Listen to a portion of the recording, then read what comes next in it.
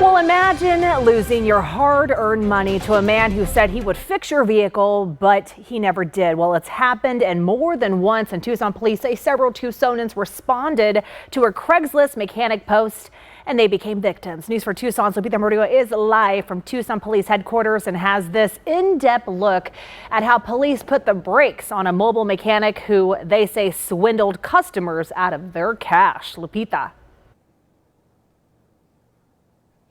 Monica, the fraud unit here at TPD started investigating this case last fall, and it came together because victims started complaining and reporting the actions taken by Bartholomew Clancy.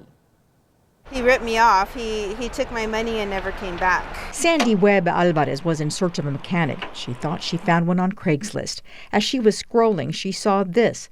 Mobile mechanic, Ace Tech and Diesel Repair, we come to you, Tucson. As you can imagine, things sounded great. I didn't have a mechanic, so I did a search through Craigslist and found him, and it seemed legit. And here's what her life is all about. Her daughter is wheelchair bound. Isabella was born with quadriplegic cerebral palsy. She's completely wheelchair bound, doesn't walk or talk. This is the van she needed repaired. It's wheelchair accessible, and Clancy even commented on that when he looked it over. And I told him all about Izzy, and he replied, "Wow, that must be hard. I'll need $200 and I'll be back tomorrow."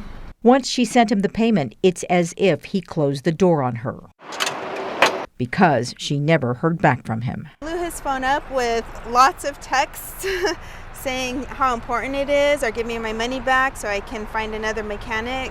But Sandy wasn't the only victim. TPD tells me she is one of 4 victims. So they would pay him, and he would give them some sort of timeline to come back and finish the repair.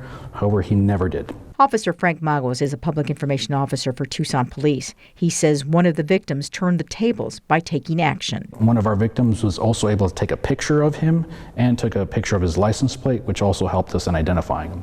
Clancy would end up behind bars at the Pima County Jail. He was arrested and charged with 4 counts of fraud. It's unclear if Sandy or the other victims will ever get their money back, but she's glad police put a wrench in his plans. So I'm hoping people will learn from this so that they won't become a victim.